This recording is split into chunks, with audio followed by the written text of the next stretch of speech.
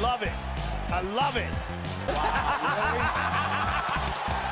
I love it. Look at this. This is the greatest thing I've ever seen. Hey, I'm not surprised. What's up, guys? Leyton here for UFC Gambling Addicts. We're back with the China card. You know, what a card. Some of the pronunciations may be off here, but I'm sure all of you, you know, we're looking at one or two guys or whatever, and you're thinking, you know, how do you pronounce that? So, as always, enjoy the breakdown, and yeah, appreciate you all, guys. Peace. And welcome to episode 43 of UFC Addicts. My name is Aaron, and as always, I'm here with my co-host Leyton, and we are here to break down the latest UFC card, this being UFC on ESPN+15, Zhang versus Andrade for the strawweight title from Shenzhen University Stadium in China. Apologies in advance for all pronunciation throughout this card. As always, I'm here with my co-host Leyton, and before I turn it over to him, a fun little fact for episode 43, as we always have been going for the last few here. UFC 43 happened to have a matchup of Randy Couture versus Chuck Liddell in the main event. So, so this was the one where Randy Couture actually won. So it was by TKO in the third round. So, you know, we'll start to see as these events go up and up. Hopefully you'll notice the quality starts to rise also, and just makes you kind of not take for granted cards even like this that some people may have complaints about. But as always, here's my co-host Lane. What up, buddy? How you doing? Beautiful introduction, as always, mate. Thank you. I agree with you. The China cards, you know, it's we done one roughly about 11 months ago, which was the Curtis Blades and Ngannou card. You know, we always have trouble with pronunciations here and there, and maybe some tape here and there. But as you said, you know, the UFC has progressed over the years. And yeah, you know, it's China. It's a 3 a.m. start for you. The one time of the year when you have to not be American. Obviously, you're going to be watching the card because you're a hardcore. Indeed. But yeah, what was the last card? UFC 241, was it? Or 242? Stipe DC? Yep, exactly. Yeah, I mean, you look at that main event, man, and wow, Stipe Miocic did it. I have to give massive credit to Nate Diaz, because I said, look, 3 years is a long time. And, you know, some people said to me, if there's anyone who's going to take 3 years off and come back and not look different, it's Nate Diaz. And he proved me wrong. So, massive credit to Nathan Diaz. You know, Pettis, injury prone. He threw a high kick. Foot blew up. Not really a surprise, but yeah, no credit taken away from Nate Diaz. Amazing performance. No, yeah, and I'm fine with either one of his next two options. I think there's only two options for Nate, and I think it's got to be Masvidal or Conor. I just don't know who else they could possibly want to match him up with at this point. Mm-hmm. I'd agree with that. So just wouldn't make sense. So I do think that DC should be done. Mm-hmm. I don't think he is. I think he's going to come back and fight Stipe because, and again, I've been saying this pretty consistently with you, so you probably know where I'm going here. Mm-hmm. But while he does want to fight Stipe to be the greatest heavyweight of all time, I don't think that's his driving force here. I think it's still the man who occupies a nice big apartment inside his brain. His name's John Jones, and he still believes he can win that fight. And DC is such a competitor. He knows the only way he gets to that fight is if he beats Stipe now. I don't think there's a way he, because of how much he cares about his legacy and the fact that it's now 1-1. So I'd be interested to see what he does from here. I think he should be retired, but that's also when you're 42 and you get KO'd after winning a fight, there's, I think, almost some more red flags than if he just would have gotten dominated in the fight in a way. But maybe I'm just saying that. But I mean, he won 3 rounds and looked worse and worse in each of the 3 rounds, and then had his hands down in the 4th round. Mm-hmm. So, you know, obviously the body shots and whatnot. But yeah, pretty good card overall. there was definitely There's definitely some disappointments on the card, and I won't go into those. But either way, I'm very excited about this card, and it's going to be a little bit of a struggle, me being up at 3 a.m. But when the co-main and main event are my male and female favorite fighters, respectively, then it makes it a little bit easier to stay up and shake those cobwebs as it gets. And you'll have me. I'll keep you up. I'll keep you energized. Yeah, I appreciate it, and I appreciate all of you. Everybody else who's in my situation here in the States, you got ESPN Plus. It's your Saturday. It's up to you. I can't watch it not live, though, so I'll be watching it live from the first prelim. And let's go ahead and jump into it unless you got anything else to go into. So it is at 1:35, according to my notes, and it's between Bat Jarrell Danaa and Haley Alateng. I will be breaking down Haley Alateng, the 27-year-old, or Hailey Alateng, maybe if it's like Wiley, but with an H.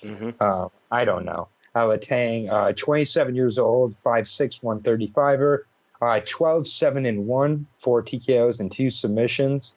And just before I get into this breakdown of Hailey, there's something to me I like about these fighters when they have kind of weird records, like 12-7 or like 18-11 or something, and they're making their debuts. There's something I like about a fighter who's been able to come back from multiple adversities, although it's maybe not, I don't know. There's something I really feel is, in all seriousness, a huge tool for showing you can deal with adversity.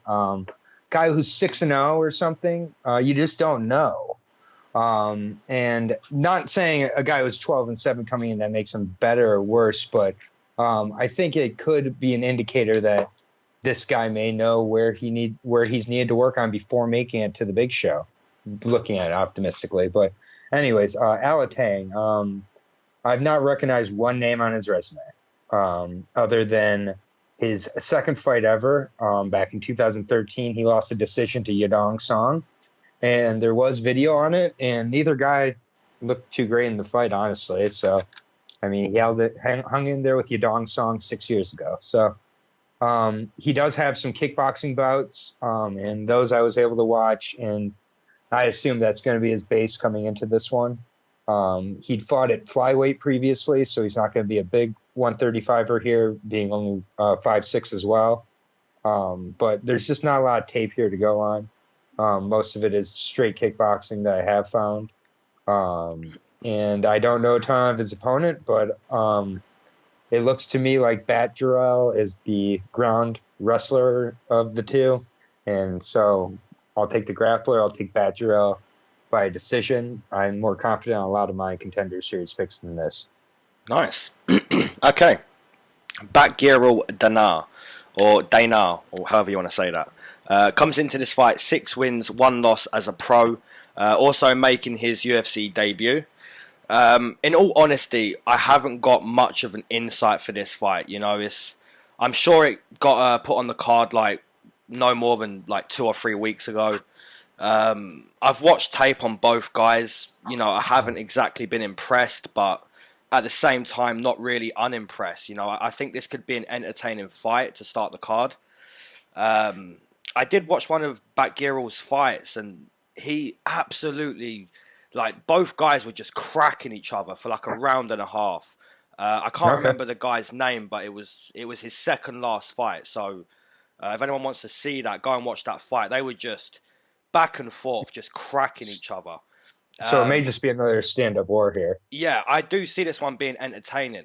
And like I said, they were cracking each other for a round and a half. And Bat Jarrell, he had a good chin, man. It really stood out to me. So maybe that's what I'm deciding on here. Obviously, you don't really want to decide on, oh, well, this guy took so many great shots and he didn't get rocked. It's not a great thing to decide on. But it is something I noticed. So I'm gonna agree with you to start the card. I'm gonna take Bat Jarrell Danaa, and I'm gonna take him to get a TKO in round number 1. All right. Yeah, I mean, if nothing else, Bat Garrel is a cooler name than Alateng. Although Alateng's kind of cool too. So we do have the favorite here, minus 135 in Bat Garrel over Haley or Hailey Alateng, who is a plus 105. So Yeah, that's decent. to be honest, it's pretty much that's about as blind of a pick as I'll get on a UFC card, I believe. So Yeah, I mean, minus 130, plus 105. Anyone yep. wins that. That's nice. I like it. Yep. All right, and this brings us to our next fight here at 185, and it's a matchup between Anthony, one of my favorite nicknames, Fluffy Hernandez, and Jun Park. I will be breaking down Fluffy Hernandez. He is, I didn't mean to be throwing out barbs, but he is 6-1. So he was one of these guys who came into the UFC at 6-0.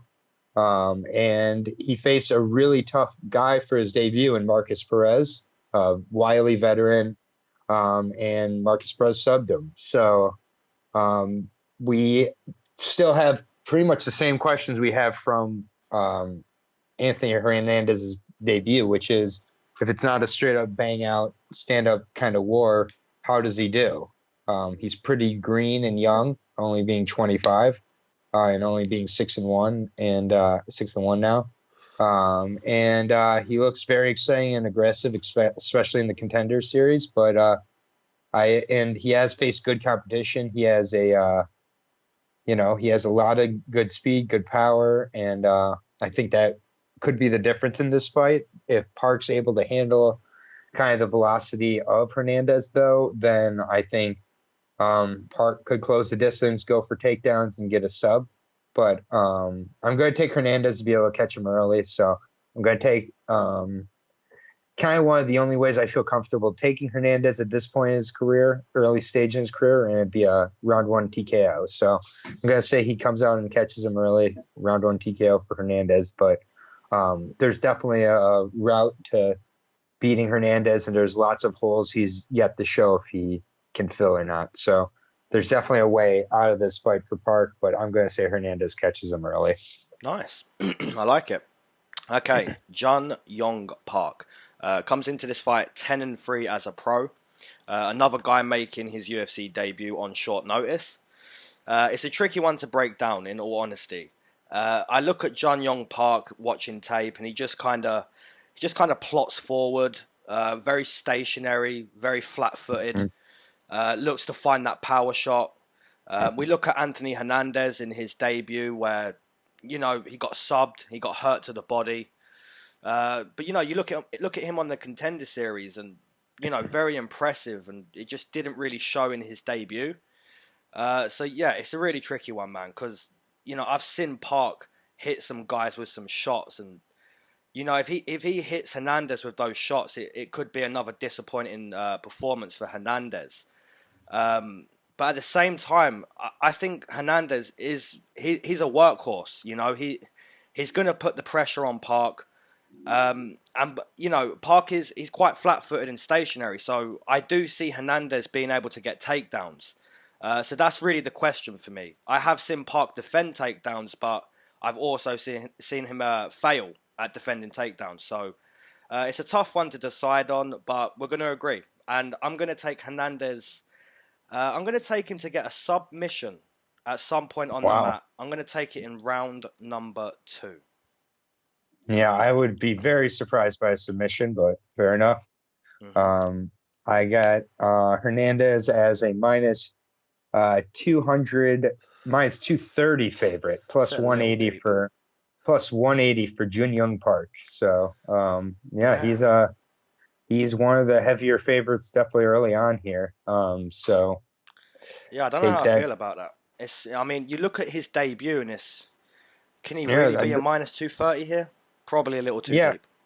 Yeah, I think that's too deep for a guy who's 6-1. Mm-hmm. Okay, I'll move us on to the next one, because I believe a few fights have actually been shuffled around. I believe that was I think you're right, but it doesn't matter. I noticed that too, but I think the next fight I have is the female bantamweight fight. Carol Rosa versus, I'm going to say Lara, and I'll leave that to you. Laura Procopio. There we go. Okay, Carol Rosa comes into this fight 11 wins, 3 losses as a pro, making her UFC debut. That's the third one in a row. I've Man, watched listen to that steak sizzle. Just listen to that steak sizzle because this is a steak fight. And all honesty, mate, we've agreed on the first two. I can feel a disagreement coming here, but you know, it's well, this is MMA. our specialty. I don't know if we ever agree on low-level women's MMA.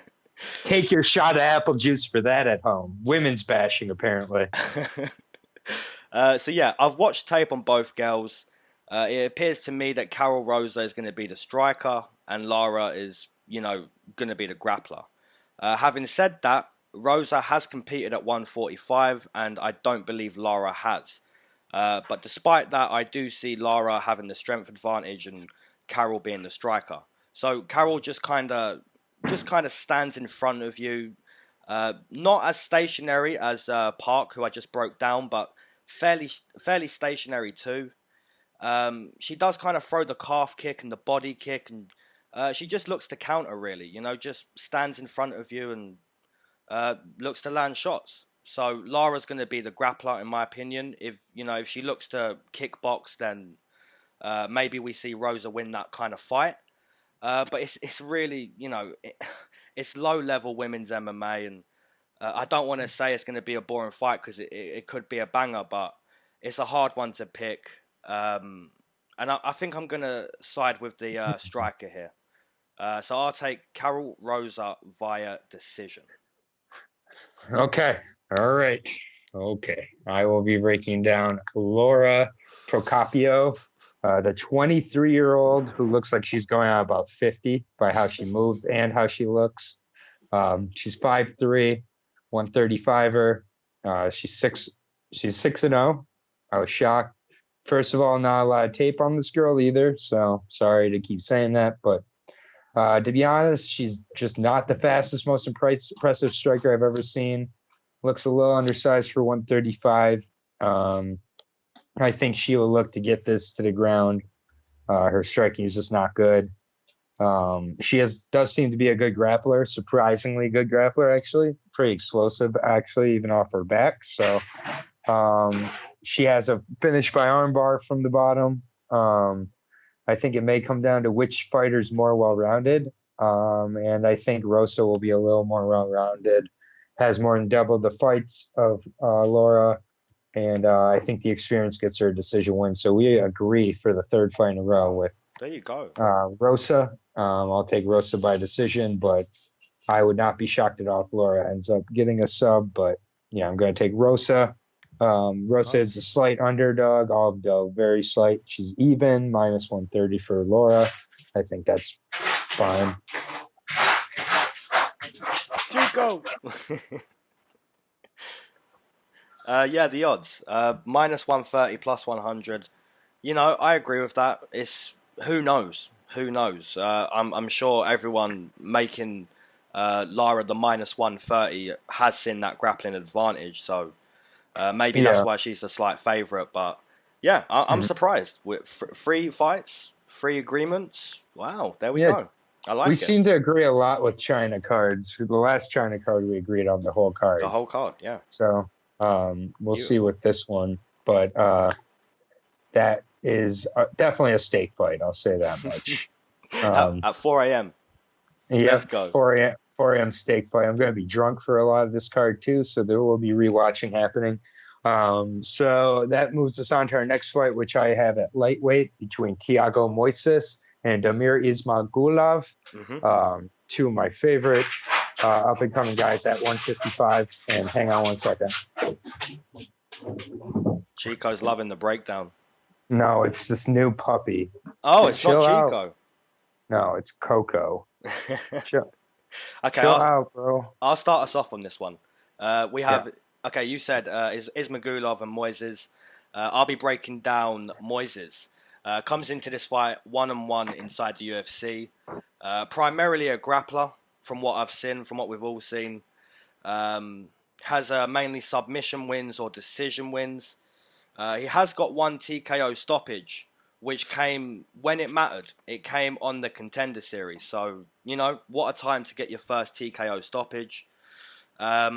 So yeah, for the most part, I look at this fight as a striker versus a grappler. A striker being Damir, and the grappler being Moises. But it's quite a olden term to use that because it's 2019 and most of these guys are quite well rounded. But it does still feel like a striker versus a grappler. I feel Moises is going to want to use his jiu-jitsu, take the fight to the mat, and I think Damir is going to be very happy just kind of reading the fight on the feet, taking his time, picking the shots he wants, using his calf kick. So yeah, it's going to be that kind of fight. I think if Moises can get it to the mat, it could turn quite interesting.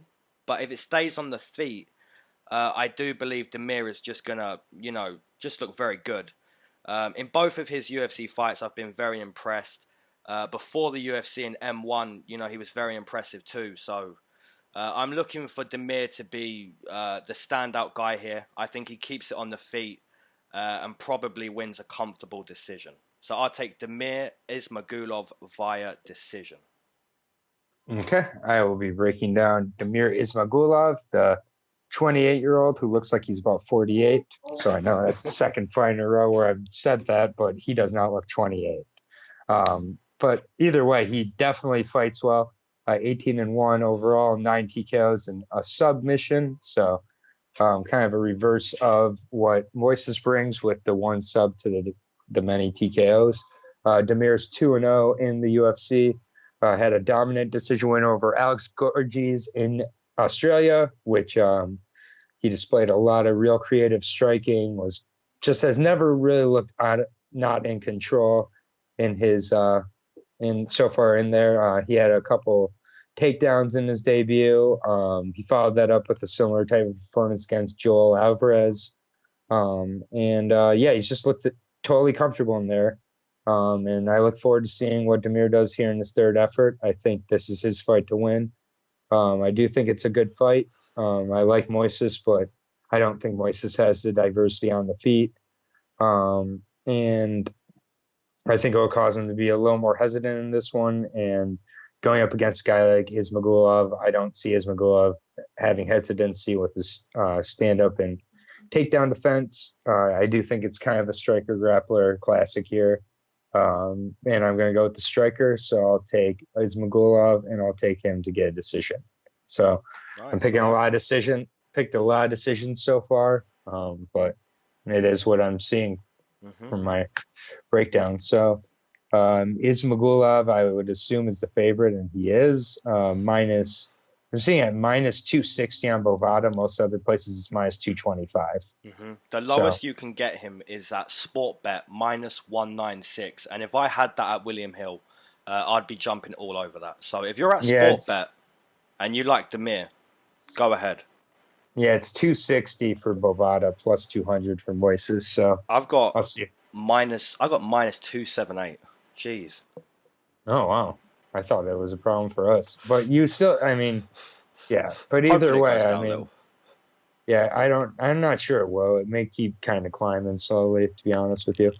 But good fight, but I think Ismagulov is one of the better guys at 155, who's unranked especially.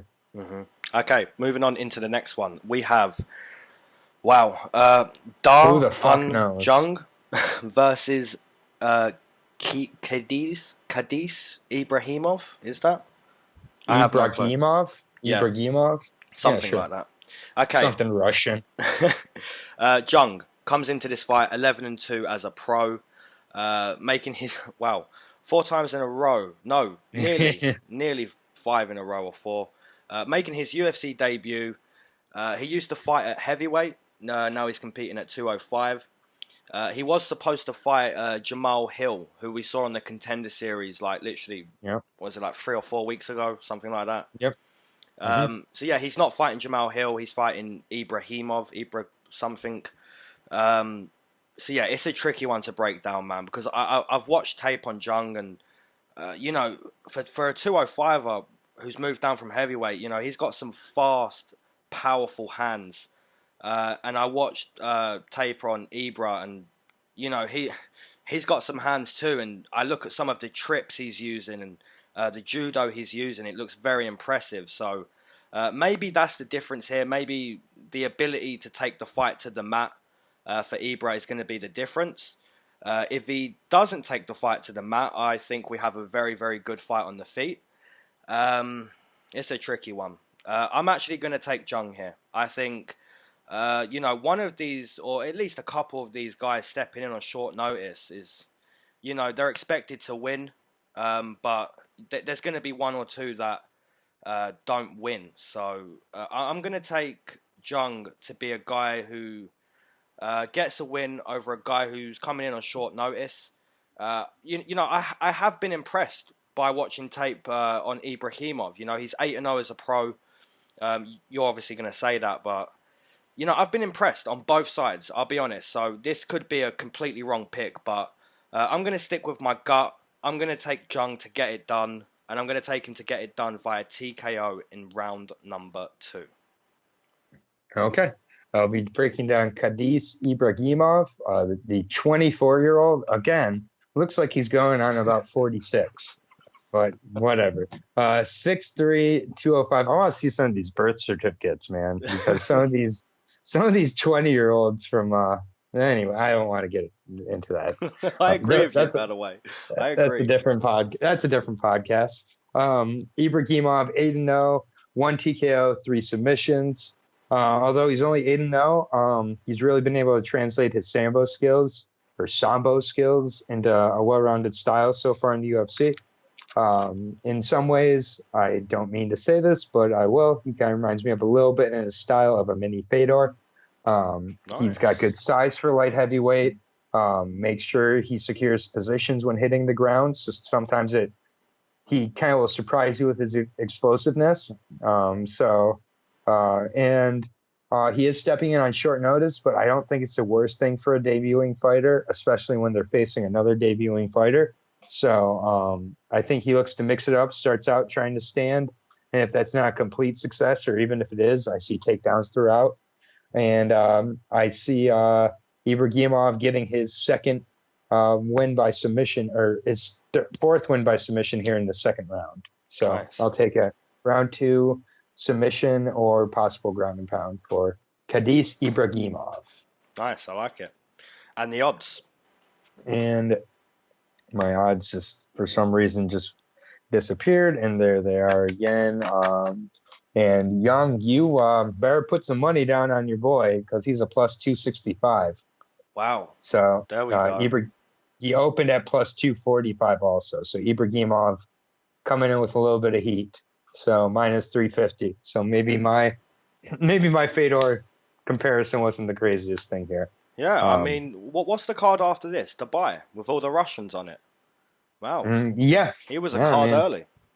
Yeah, I wonder if Well, I do know that the short notice got him his contract though a little bit, but pretty surprised to see those odds. But also from what I've seen, I don't see any reason other than it being short notice to kind of doubt him. But fair enough, man. You gotta go with your picks. So that's our first or second disagreement. First disagreement. Okay, first disagreement there, and you got the plus nearly 300. I like it. Yeah. So, okay. Moving on. Go ahead and move us into the next fight at bantamweight. Yes. So, we pronounce this guy's name a little bit differently here, and we're going to keep doing that. Well, I am anyway.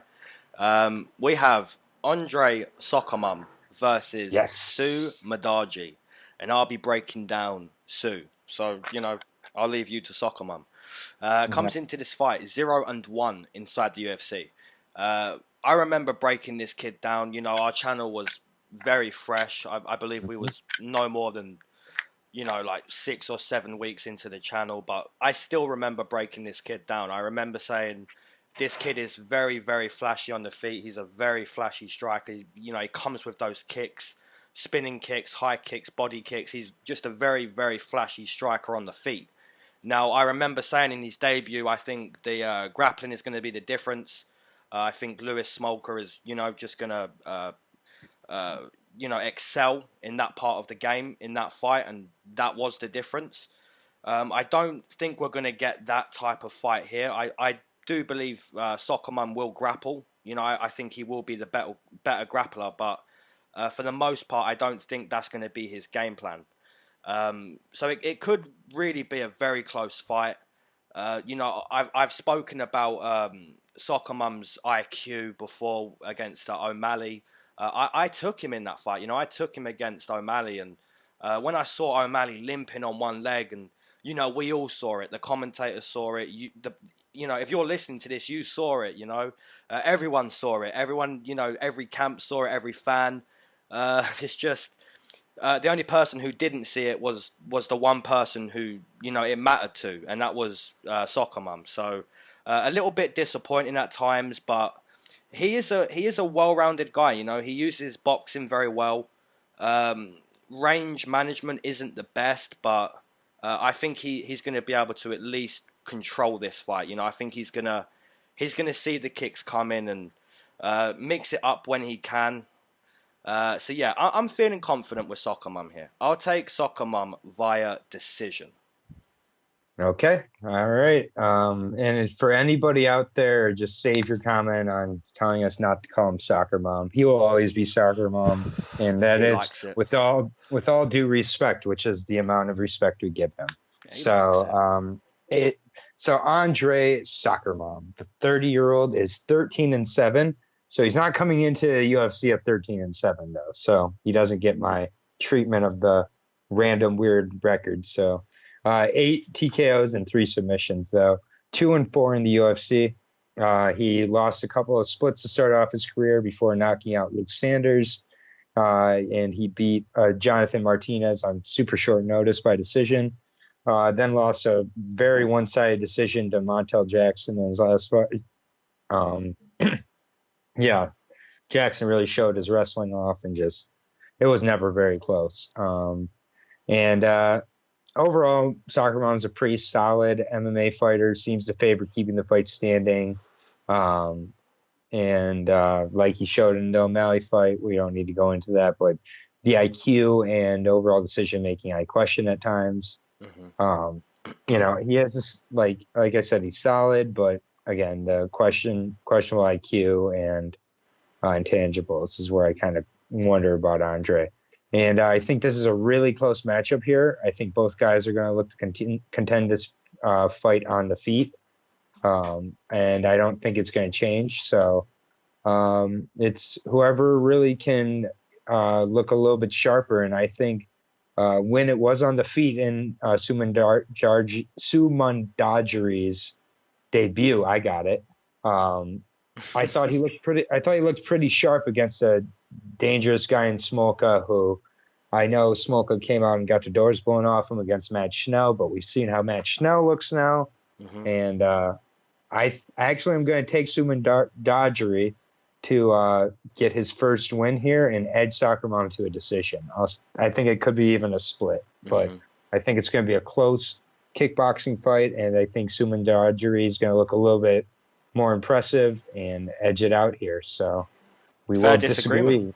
I like it. We will disagree, and I have Andre as the minus 175 favorite, plus 145 for Su Mudaerji. Yeah. I'm pretty happy with that. Yeah, I mean, he's plus 158 at Pinnacle, plus 150 here at William Hill. So yeah, that's a fair underdog. He'll probably creep up a little bit at Bovada. So yeah, 1-1. One underdog each. Right. Moving on into the 7th fight. We have Kenan Song versus Derek Krantz. A guy who made his debut, Derek Krantz, he made his debut a few weeks back against Luque. He comes into this fight 0-1 inside the UFC. Yeah, so in that debut, man, you know, he really showed his heart. I'll be honest, he really did show his heart. But at the same time, some of the shots he got hit with, some of those power shots, just, you know, devastating. You know, he hung on for a little bit, you know, showed his heart, but ultimately, you know, Luque is a killer, and he pretty much killed Krantz. So, you know, I'm looking at this fight. It is a step down in competition from Luque, obviously. But I do see similarities in Song to Luque, and the similarities would be the power of punches. So if Song is in that close distance in the phone booth, as I like to say, and he lands one of those devastating shots, we could see the same outcome. But like I said, it is a step down in competition, and Song isn't much of a killer like Luque, although so far in his UFC career, you know, some of the TKOs he's had, the 2 TKOs, I believe, have been pretty impressive. So it's an interesting fight. It's a good fight. But I think we probably see the same outcome. You know, Song has devastating power. So I'll take Kenan Song via TKO in round number 2. All right. I will be breaking down Kenan Song. And one of the reasons I love doing these breakdowns is I get to really research some of these guys that I thought I had an image about. Kenan Song was one of those guys. I thought kind of like you. I was like, he's not like the biggest killer or anything. And then I go back and watch his first couple fights. I'm like, Bobby Nash, 15-second KO. Man, he was like a +3 as well, or something crazy. Yeah, I was at the fight. I believe it was in Denver, but maybe I'm wrong. But and then his next fight was the second round TKO of a really tough guy to put away in Hector Aldana.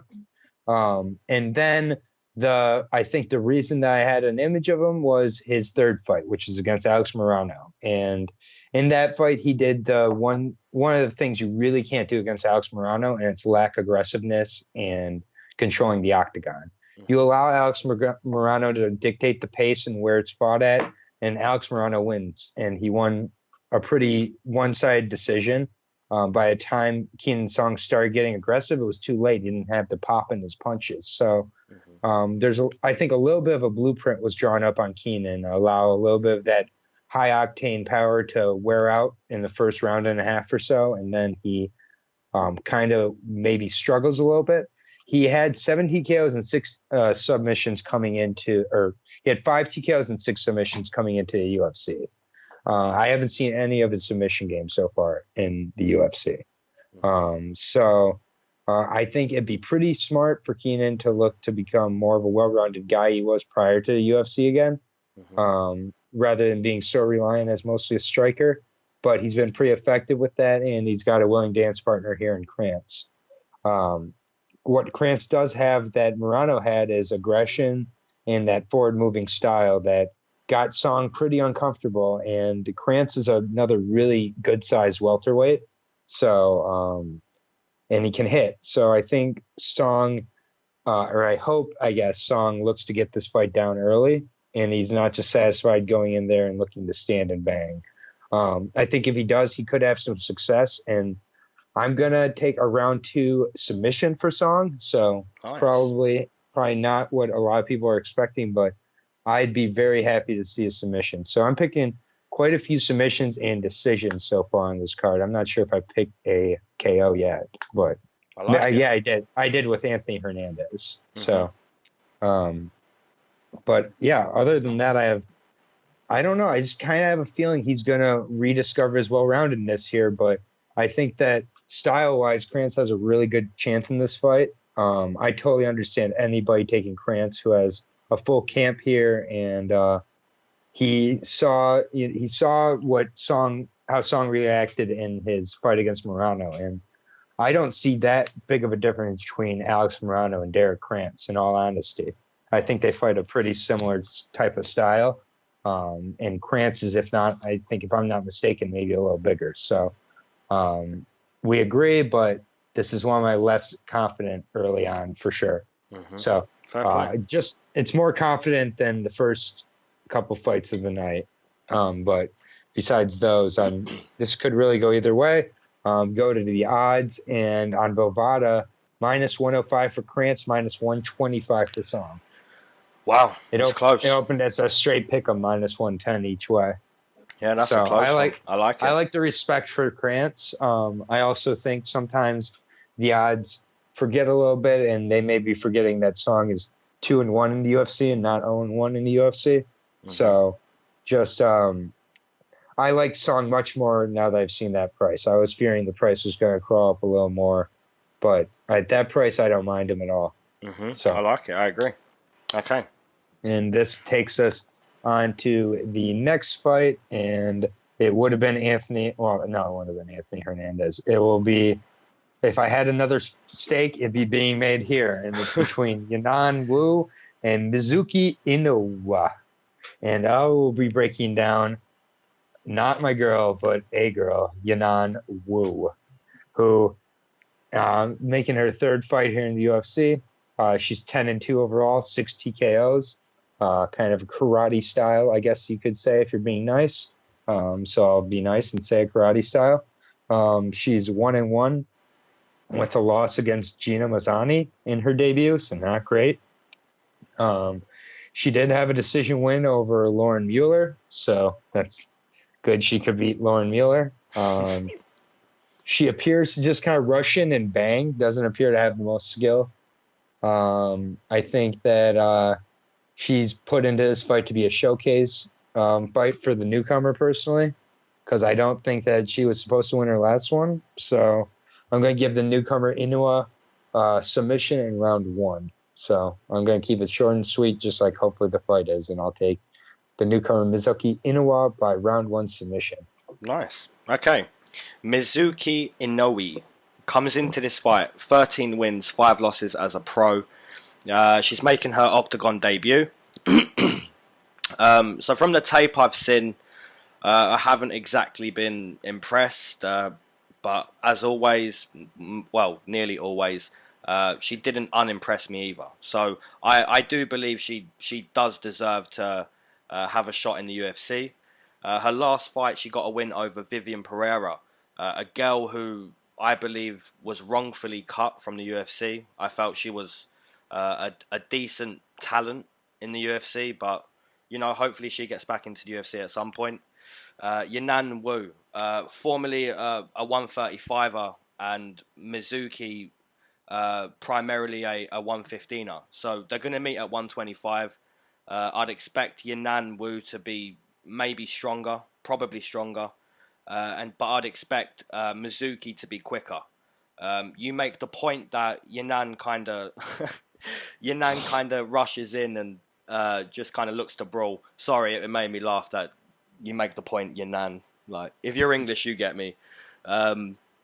That's going over this American Canadian's head. Yeah.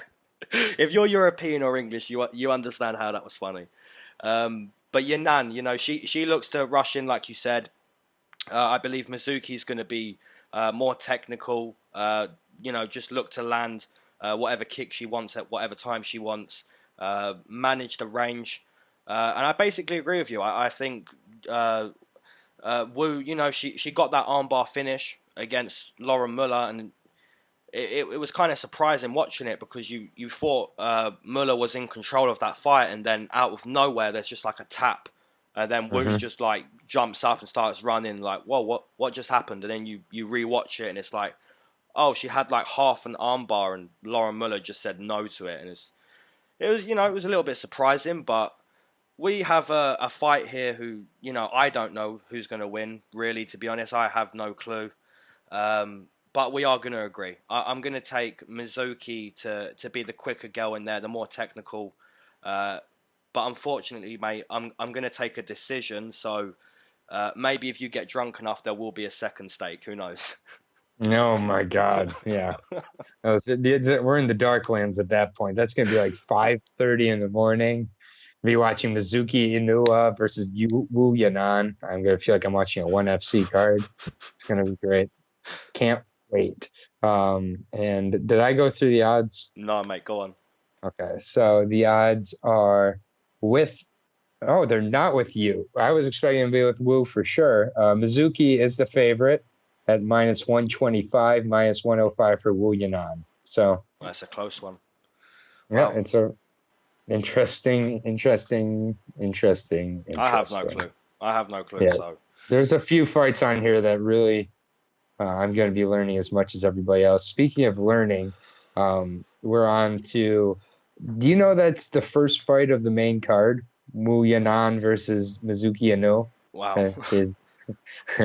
That's jokes. So the next fight on the main card, speaking of learning, Zhang Hong Lu making his debut, great name, versus Movsar Evloev.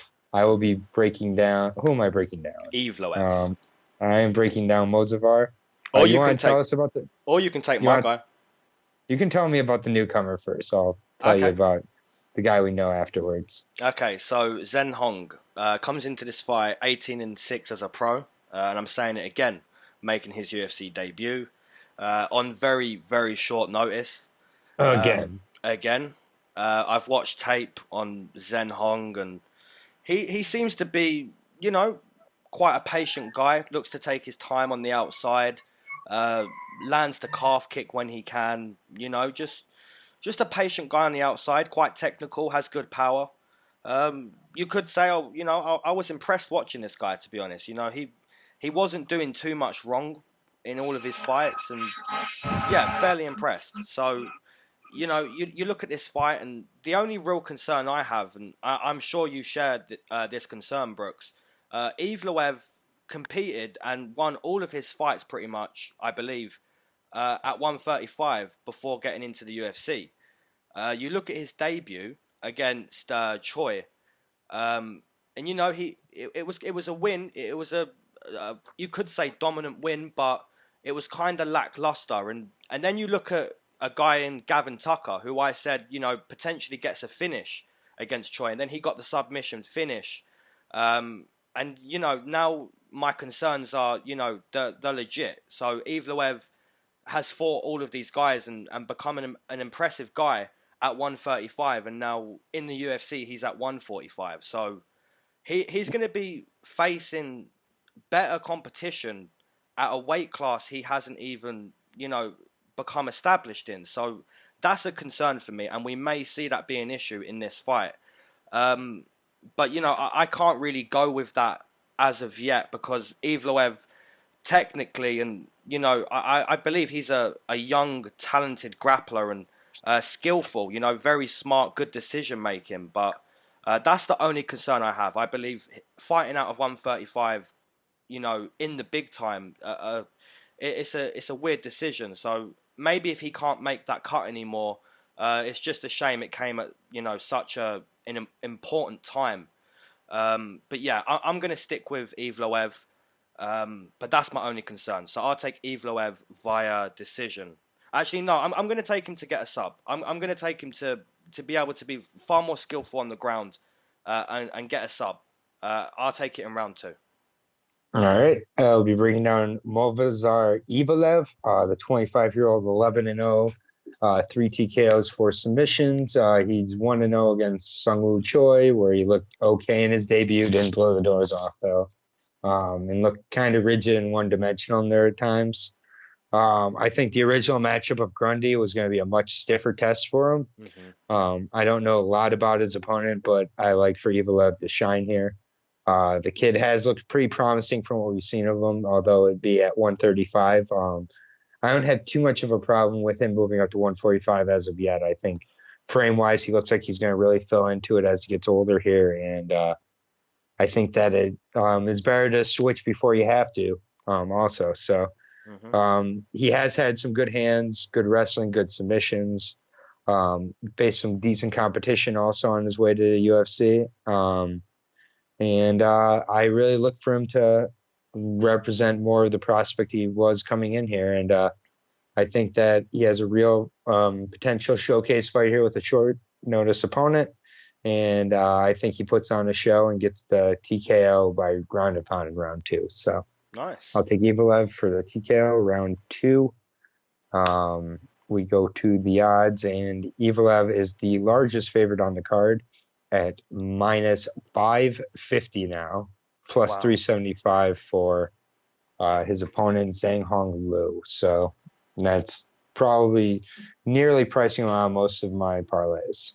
Yeah, I mean, the deepest price on Evloev is minus 619, and the best price you can get is minus 485. So, wow. Yeah, in his debut, he was a minus 475 favorite. So this guy brings a little bit of clout with him so far in his early UFC fights. So we'll see, but I'm glad it's not like minus 7 for me, but if it was, I definitely would be leaving it.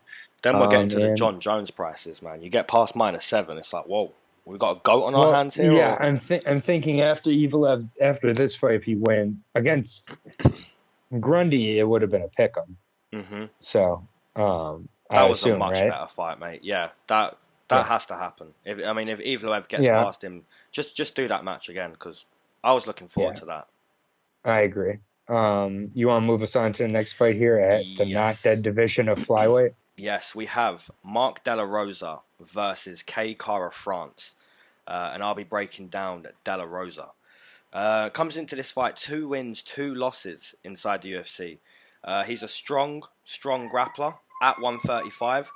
And now he's making the extra 10 pounds cut down to 125. So, if he's a strong grappler at 35, I'm expecting him to have a clear advantage here at 25 when it comes to body-to-body contact, the grappling exchanges. So if Mark De La Rosa is able to implement his game, then fair enough. I see that being his path to victory. When he's not grappling, he likes to use the calf kick to get inside. Likes to back his opponent up.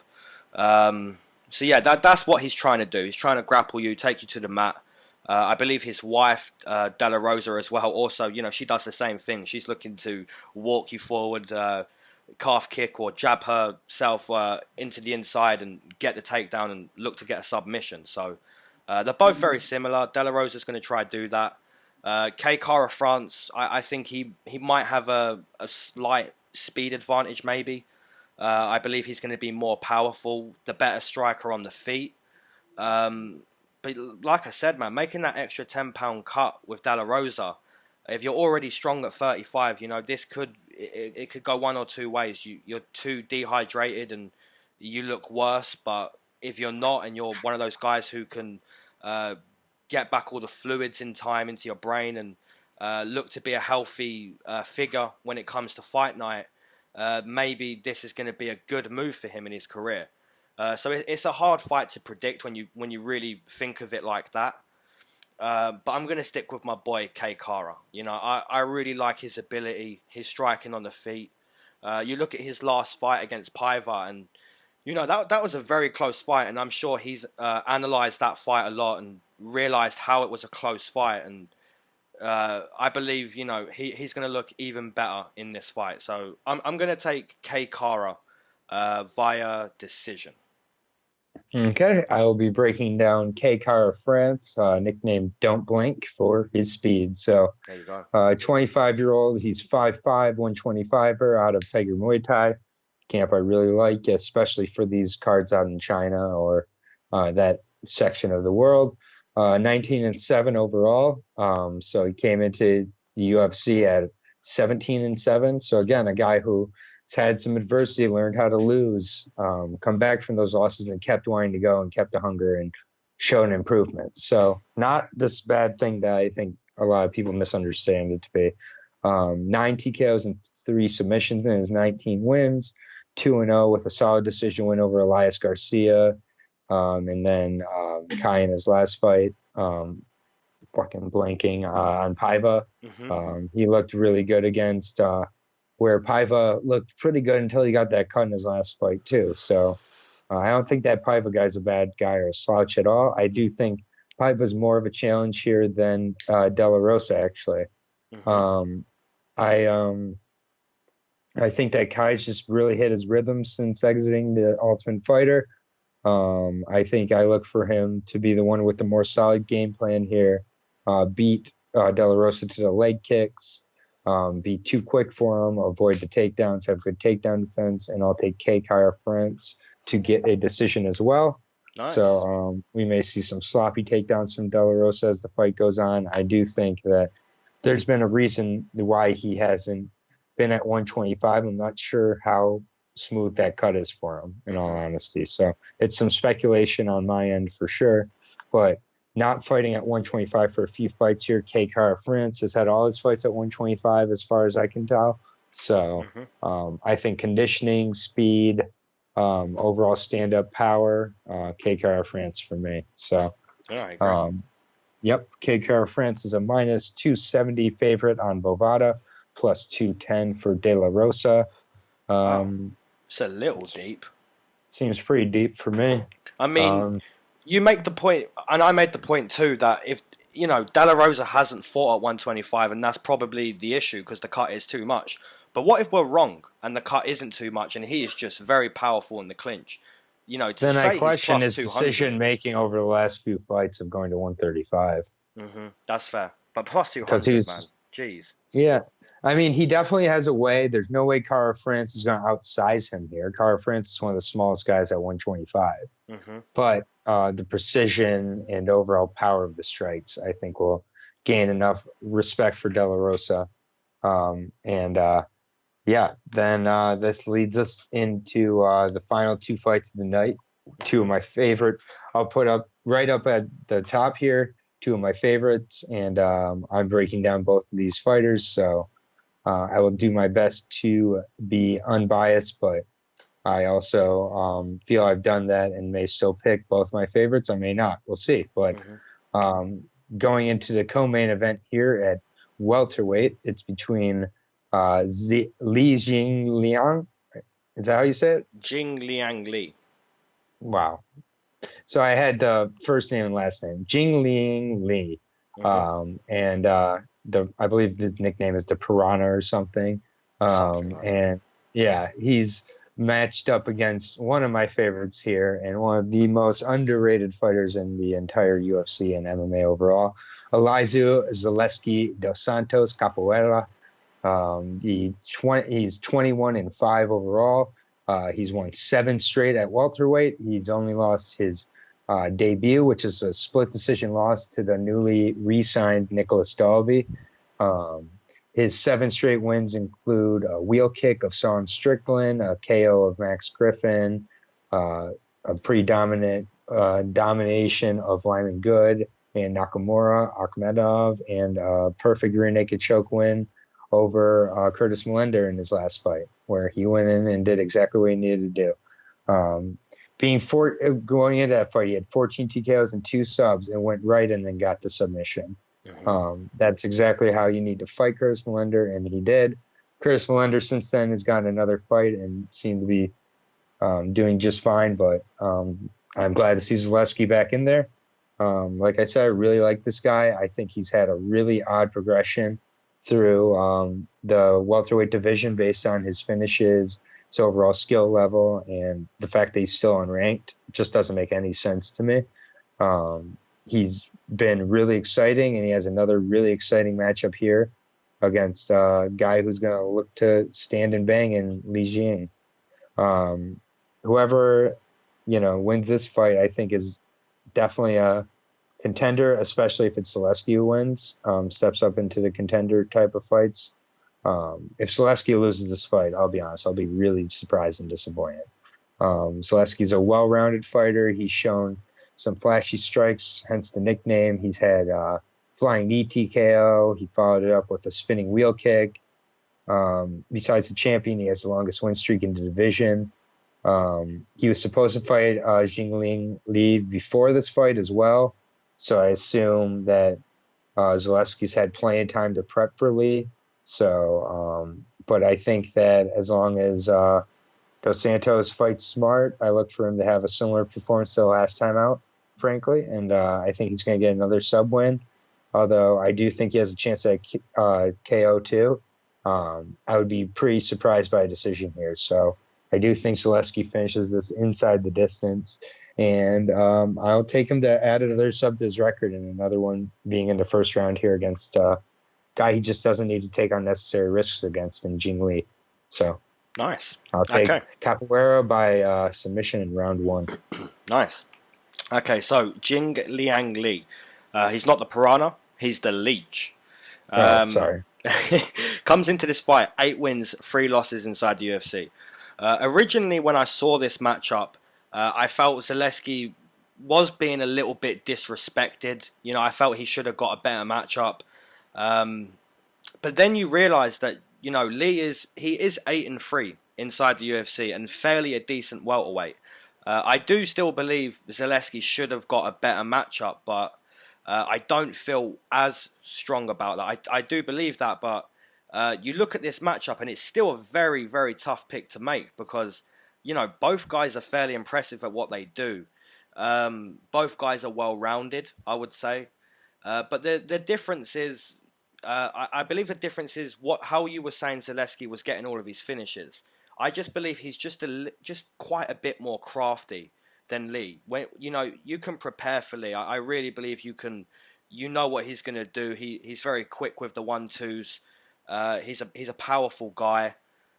His chin has been tested. You can catch him and it will hurt him. And that's the definition of what Zaleski does. He's extremely crafty, very unorthodox. And you highlight the some of his key wins, the submissions. But one that really stood out to me was the spinning kick to Strickland. I had Strickland winning that round, and the crafty moment happens, and the crafty moment is the result. That spinning kick was just the flying knee against Max Griffin. Exactly. You look at how this talk guy's about crafty. Yeah, he is just a well-rounded guy who's very unorthodox. You don't know what's going to come next. And I believe that's going to be the deciding factor in this fight.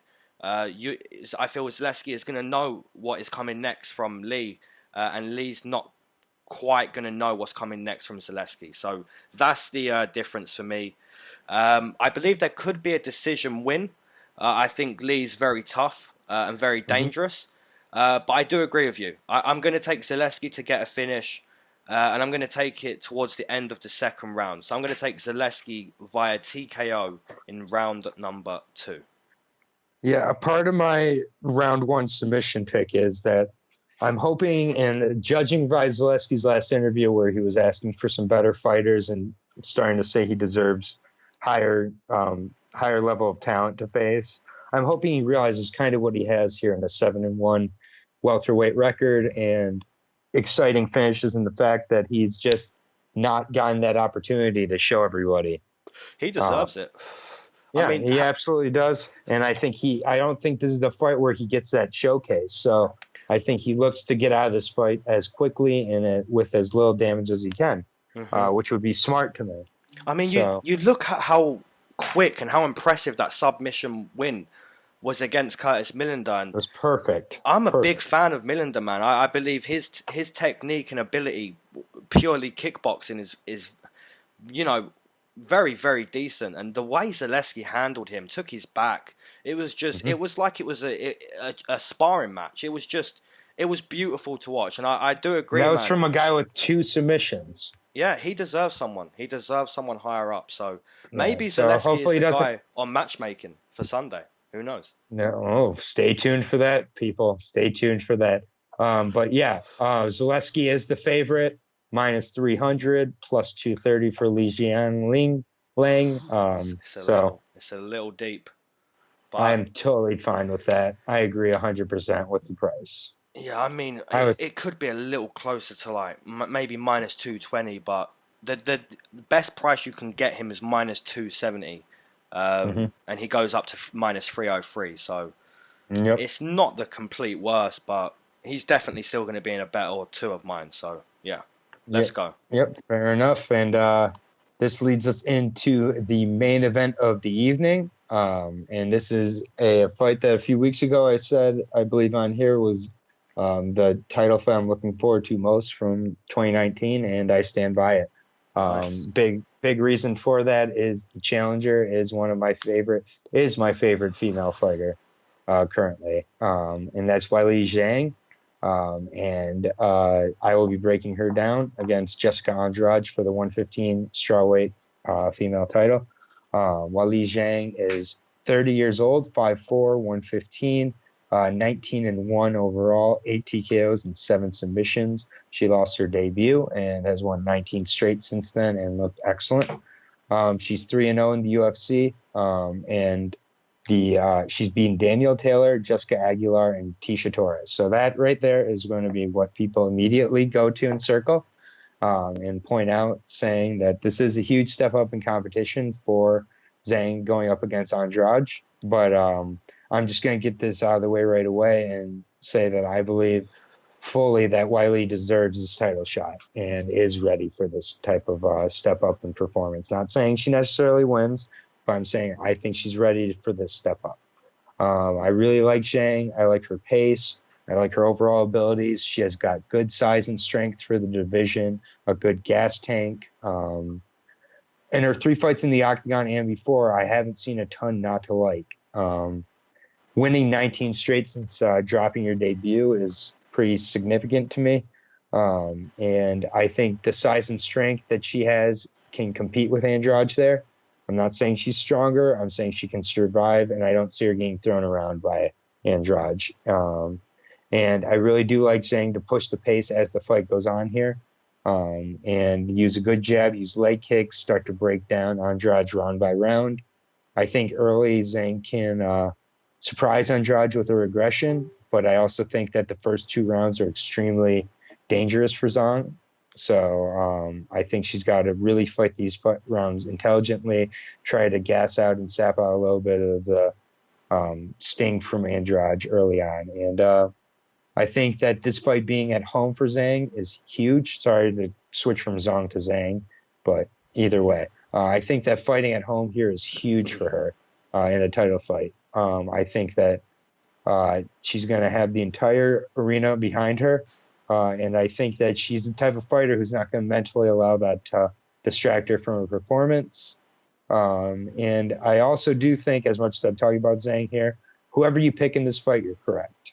In my opinion, this is one of these, and I know that may sound wishy-washy, but this is such a close fight. I really can't wait to just enjoy this fight as a bettor and as a fan. I've got to go with Zhang here, and I'm going to take Zhang to get a decision here. But my choice here is definitely has a bit of a bias to it. But at the same point, I truly feel she has the tools, she has the style to beat Andrade. And Andrade is getting pieced up by Rose quite a bit in that fight. And I'm not saying that Zhang has Rose's boxing, but she does have really good stand-up. And my favorite thing about Zhang has been her composure and mentality. And I get that Daniel Taylor, Jessica Aguilar, and Tisha Torres are not Jessica Andrade. So if that proves to be the difference, to step up in competition and everything, so be it. But I'm going to take the challenger to make it 20 straight wins, go to 20-1, and become a global superstar in Weili Zhang. So take Zhang by decision. Nice. I mean, I can't disagree with anything you've said there. Everything you've said is a legit point and a legit feeling. So yeah, Jessica Andrade comes into this fight 11 wins, 4 losses now inside the UFC. A former bantamweight who didn't really make much noise in that weight class. She's been at 115 now for over 3 years, and she's becoming very, very dominant in that weight class. This is going to be her 9th fight at 115, and I really, really like this fight. You know, you're right to be excited in this fight. It's a very, very good fight. And if you really, really look at this fight fairly and try to break it down fairly, you know, you realize very quickly that both girls bring strong positives to this fight. I do believe Weili Zhang is the more technical fighter. If you got him in there and said kickboxing only, I believe Zhang would really, really shine. So yeah, I really like her technique. I've enjoyed her UFC career so far. But like I said, man, this is Jessica Andrade's 9th fight at 115, and you know she's becoming very, very dominant in that weight class. She's very strong, very powerful. You know, she's just a bully. So you know, you look at this fight and it's impossible to pick. I agree with you. If you make a pick, you're right. If you make a pick, you're wrong. It's one of those fights. It's so close, and you bring up very good points, and it's in her hometown, which is also a positive for Zhang. Yeah, and there's just strong positives on both sides. But if I had to pick a decider, if I had to pick what was, you know, the key reason for me making a pick here, this time it would be experience. I believe, you know, Zhang, like I said, she's been in this weight class for over 3 years now, and it's her 9th fight. This is Zhang's 4th fight. But who else can you put in this position? You know, if it's not Zhang, it's Tatiana Suarez, and we're making the same points. It's only her, you know, 4th or 3rd fight or whatever. You know, it's we're in a weird position at 115 where Zhang, rightfully the next challenger, you know, and she's been impressive. But then when you compare the careers, you know, it's hard to say that Zhang is going to shine, but there is definitely a way she can shine. So you make the point that Rose, you know, really showcased her boxing and looked very good for about 7 minutes, 8 minutes. And, you know, I'm surprised Jessica didn't go down with a few shots. But if Zhang, I believe Zhang is more technical. And if she can land a head kick or two or just land that shot, you know, it could change the fight. So it could go either way. If you make a pick, you're wrong. If you make a pick, you're right. But I do believe the experience in the weight class is the difference here. So for this time, I'm going to take Jessica Andrade, and I'm going to take her to win via TKO in round number 2. Oh, man. If I end a 3 a.m. card with a Zhang TKO, I'm going to be sad. But it's fair enough. And that would be what, our third disagreement? That's our third. I nailed it. I said we'll have 3 disagreements. Yep. And yeah, I did get the disagreements the last time, correct? 2-2. Oh, it was 2-2. Okay. So we're all tied up through season. And by the way, you're the reigning defending Oh yeah, we have to mention that of every episode. Season 1. I apologize. I'll work on it for my intro next time. It'd been a week off, but just so that's clear, he did win season 1 for the 2 people who care. And that's us. Jessica Andrade is the favorite, minus 160, plus 130 for Zhang. I think it should stay there for the rest of the time. Yeah, I think that's the odds. I mean, at 5 dimes, you can get plus 160 on Zhang. So if you're at 5 dimes and you're feeling what Aaron's feeling, hit on that. But yeah, those odds are pretty much going to stay in the hundreds either side. Yeah. And so fight of the night, it's impossible for me not to pick one of the top 2, the co-or main event. I anticipate both will be. I'm hoping that Zaleski's fight's very forgettable, so I'll say the main event's my fight of the night. Yeah, I'm going to take the co-main. I'm going to say Zaleski, you know, does some unorthodox, crafty stuff. I just hope Zaleski does not need to be wasting his miles on a Jingling fight, in my opinion. And even getting a quick finish, performance of the night, that would be more impressive to me. So either way, I think Zaleski is going to look very good. Yeah, but yeah, we have a lot of newcomers here, so we'll see if any of them are worth really starting to learn about. Overall, not a bad card. I think quite an improvement from the last card in China. I don't have it up in front of me right now, but I think top to bottom, this is a more solid card. I will be up and enjoying the whole card. So, yeah, thank you everybody for listening. I hope you can all join me on the Zaleski bandwagon if you've come across me at any point, probably recently or over the last, while of talking MMA. I probably brought up Zaleski at some point. So yeah, if you want to hear how much Aaron loves Zaleski, just go listen to the breakdowns. Zaleski is Zaleski is Zaleski. He is underrated, and I can't understand why. But he's great. He's great, and 2 of my favorites here. So this may be a very painful card. We'll see, but either way, enjoy the fights, everybody. Remember, if you're in the States, 3 a.m. start time, Eastern Standard Time, midnight Pacific. So that doesn't mean anything to you, Leyton. But other than that, I am out. And enjoy the fights, everybody. I will be getting the solo Contender Series finale up today as well. So tune in for that also. Thank you all. I appreciate you. Peace out. Before I sign off, we have the Dubai card next week, which is an amazing card. Habib is back. Poirier, he deserves the shot. So as always, me and Aaron are going to be hyped to break that one down. And yeah, appreciate you all, guys. Peace.